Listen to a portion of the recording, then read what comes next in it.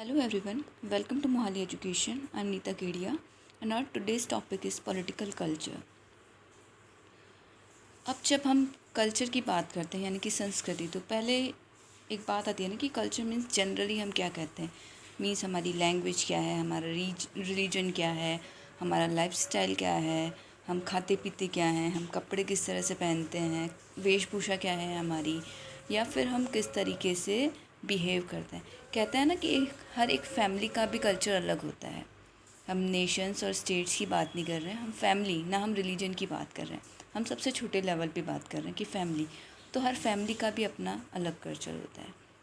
तो उसी हिसाब से अब उसी कल्चर को हम पॉलिटिकल के रेफरेंस में डाल करके आज देखने की कोशिश करते हैं कि क्या है ये आपका पॉलिटिकल कल्चर। तो सबसे पहले ये जो टर्म थी वो यूज़ करी थी 1871 में टेलर ने, एडवर्ड बी टेलर ने। उनकी बुक थी प्रिमिटिव कल्चर, उन्होंने इसमें इसको टर्म को यूज़ किया था।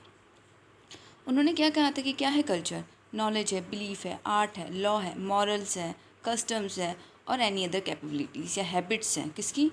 इंडिविजुअल की, as a member of society. अब उसी कल्चर को हम पॉलिटिकल वे में देख लेते हैं कि क्या है, कि आज के टाइम में हम पॉलिटिकल कल्चर में किस किस चीज़ों को मानते हैं। तो the most common form of such identity today is national identity. Means हमारी नेशनल आइडेंटिटी क्या है? लाइक वी आर इंडियंस, ठीक है।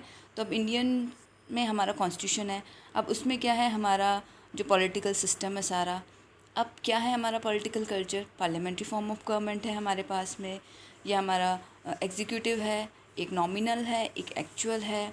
जुडिशरी किस तरीके से काम कर रही है, हमारे यहाँ के लोगों का बिहेवियर क्या है, पॉलिटिकल पार्टीज़ किस तरह से काम कर रही है, प्रेशर ग्रुप्स किस तरह से काम कर रहे हैं। तो ये सब सारी चीज़ें कंबाइंड होकर के हमारा पॉलिटिकल कल्चर बनाएगी। तो देखिए आगे सी डेफिनेशन को कंटिन्यू करते हैं।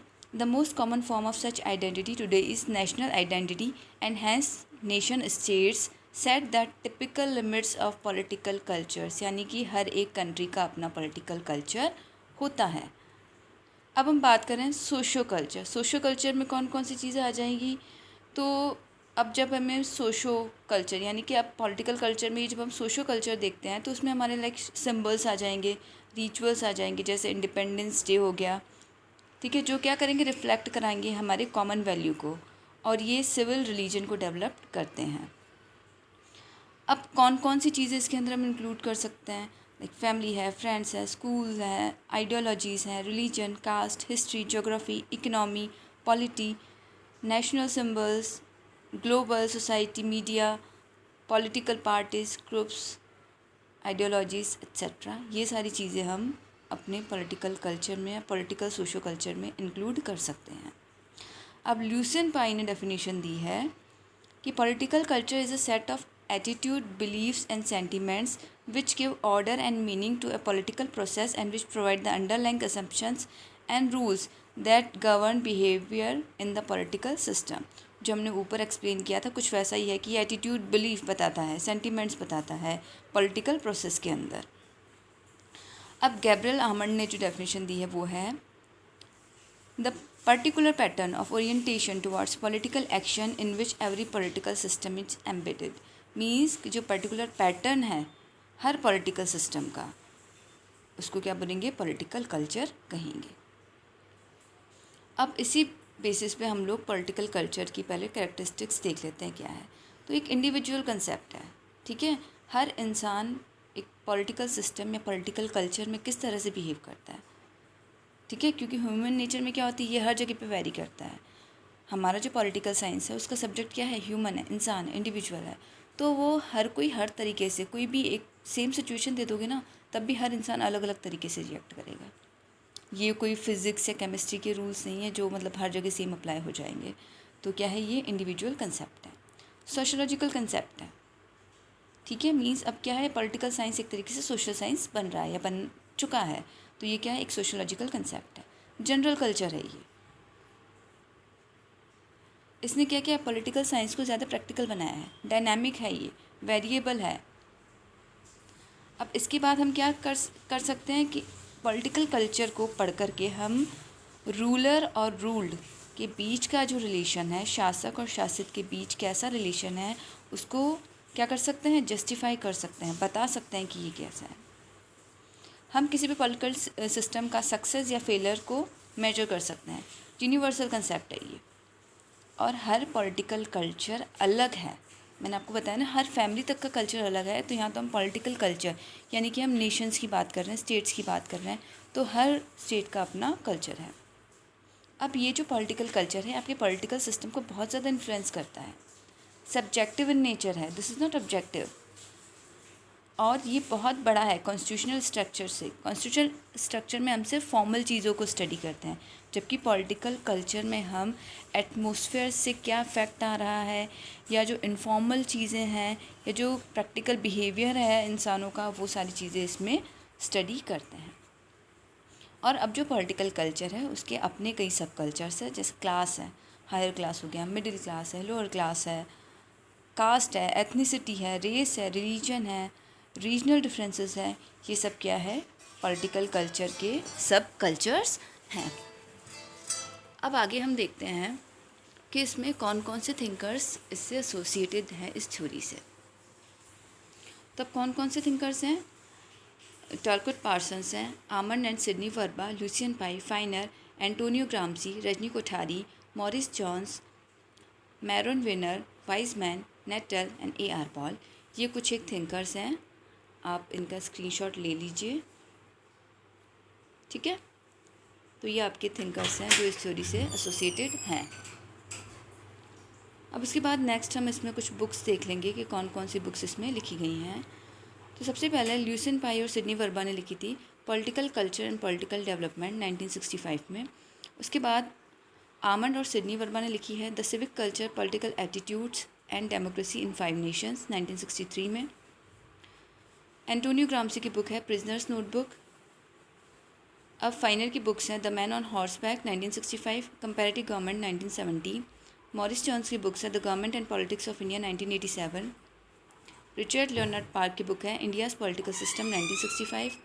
और रजनी कोठारी की बुक है कास्ट इन इंडियन पॉलिटिक्स 1970। और स्पिरो की बुक है 1966 में पॉलिटिकल स्टाइल। अब आगे हम देखते हैं कि इसमें एम्स, इंटरेस्ट, ओरिएंटेशन क्या है सिटीजन्स के, कि मीन्स क्या, किस तरीके से वो रिएक्ट करते हैं, क्या उनके इंटरेस्ट होते हैं, किस तरीके से वो देखते हैं, पार्टिसिपेट करते हैं। तो देखते हैं, फर्स्ट है cognitive, means knowledgeable bye political systems. Means अब मतलब नेचुरली उनको नॉलेज मिलती है, जो पॉलिटिकल सिस्टम है उससे जो प्रॉब्लम्स आ रही हैं उनको देख करके वो सीखते हैं, जो इवेंट्स हो रहे हैं उनको देख करके वो सीखते हैं। इट मीन्स उनको नॉलेज मतलब होती है कि हमारा पॉलिटिकल सिस्टम कैसा है, या पॉलिटिकल कल्चर जो है हमारा वो कैसा है, सिर्फ नॉलेज मिलती है। नेक्स्ट में हो गया अफेक्टिव, इसमें devotion and interest of people towards their political system. इसमें एक तरीके से आपके सब्जेक्ट और मनार्क की बात की जा रही है कि जनता का अपने राजा के प्रति कितना डिवोशन है, कितना वो उसमें मतलब बिलीव रखते हैं, कितना इंटरेस्ट है। इसका मतलब परफेक्ट एग्जांपल है ब्रिटेन, ठीक है। नेक्स्ट इवैल्यूएटिव आ जाएगा। इसमें क्या होता है, इसमें जो आपके पॉलिटिकल सिस्टम में पार्टिसिपेट करते हैं लोग, जो पढ़े लिखे लोग हैं, जिसे कहते हैं ना कि समाज का विशिष्ट वर्ग है, एलिट ग्रुप जो है, वो क्या करेगा, इस सिस्टम को समझेगा भी, इवैल्यूएट भी करेगा और इसमें पार्टिसिपेट भी करेगा। नेक्स्ट अब ये थोड़ा सा क्लासिफिकेशन है, ये थोड़ा सा शायद आपको टफ लग सकता है, एनी हाउ मैंने ट्राई किया है इसको ईजी करने का। तो जो क्लासिफिकेशन है पहले दो तरीके से, on the basis of political participation और on the basis of political system, यानी राजनीतिक भागीदारी और राजनीतिक व्यवस्था के आधार पर दो तरीके से क्लासिफिकेशन किया गया है। तो पहले ये वाला देख लेते हैं, on the basis of political participation. First is cognitive, means ये क्या है, पैरोकियल, संकीर्ण है, जो हमने ऊपर पढ़ा था अभी जस्ट यही वाली चीज़ है, उसी को अगेन यहाँ पे बताया गया है। तो ज़्यादा कंफ्यूज होने की ज़रूरत नहीं है, ऑलरेडी आप उस चीज़ को समझ चुके हैं। तो फर्स्ट है cognitive.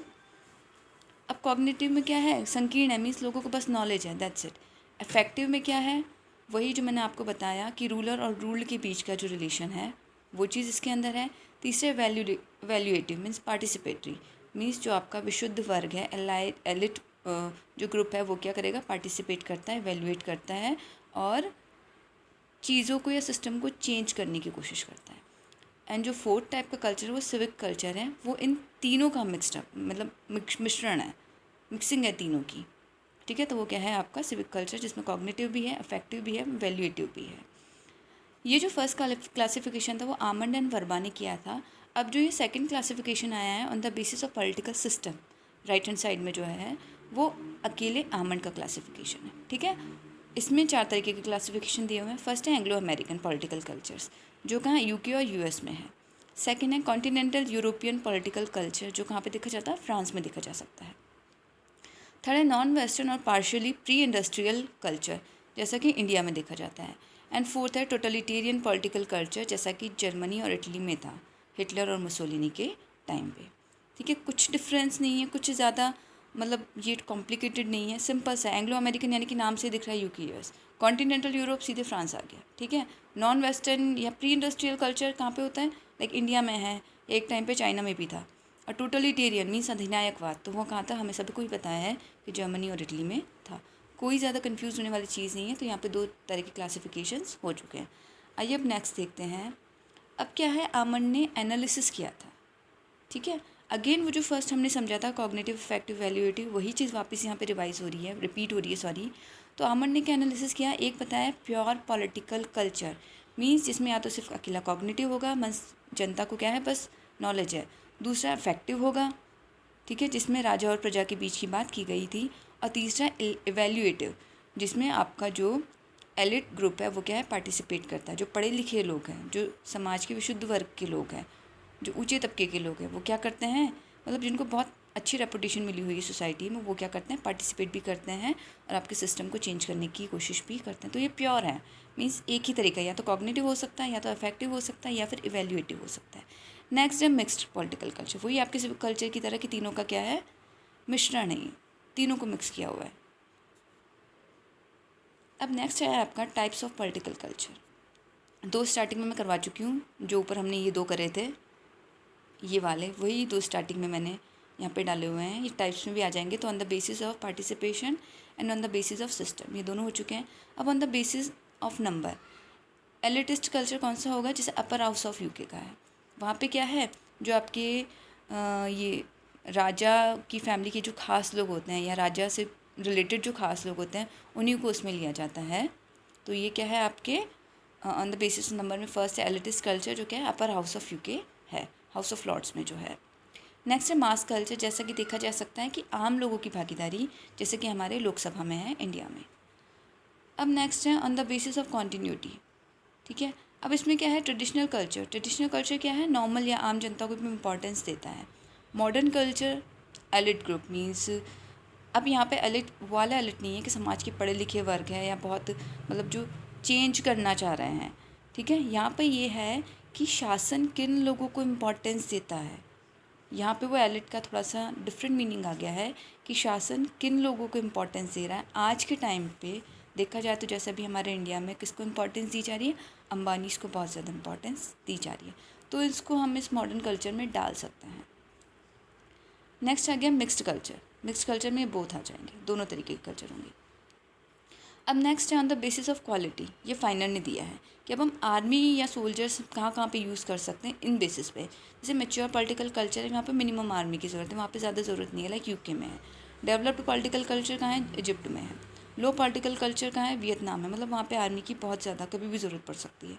And pre French revolution minimum political culture, ये आपके 1789 और 1689, आई थिंक 1789 में जो आपका फ्रेंच रेवोल्यूशन हुआ था, उसमें है मिनिमम पॉलिटिकल कल्चर। उससे पहले जो होता था, मींस जो शासन की मर्ज़ी हो वो कर लेते थे, जैसा उनको ठीक लगता था। उस टाइम पे जो रूलर को ठीक लगता था वो क्या करते थे, वैसे ही बिहेव करते थे, या वैसे ही पॉलिसीज़ या वैसे ही रेवेन्यूज़ लगा देते थे। तो वो क्या था आपका प्री फ्रेंच रेवोल्यूशन या मिनिमम पॉलिटिकल कल्चर था। नेक्स्ट आ गया आपका criticism of political culture. Not a whole concept, ये देखा जाए तो एक तरीके से पूरा कंसेप्ट नहीं है। Not an accurate method to evaluate political culture और पॉलिटिकल सिस्टम, कुछ एक्यूरेट मेथड नहीं है, ये साइंटिफिक भी नहीं है एंड बेस्ट कंसेप्ट भी नहीं है, क्योंकि हर इंडिविजुअल, मैंने आपको पहले ही बताया स्टार्टिंग में कि क्या है, सेम सिचुएशन में अलग अलग तरीके से बिहेव करता है।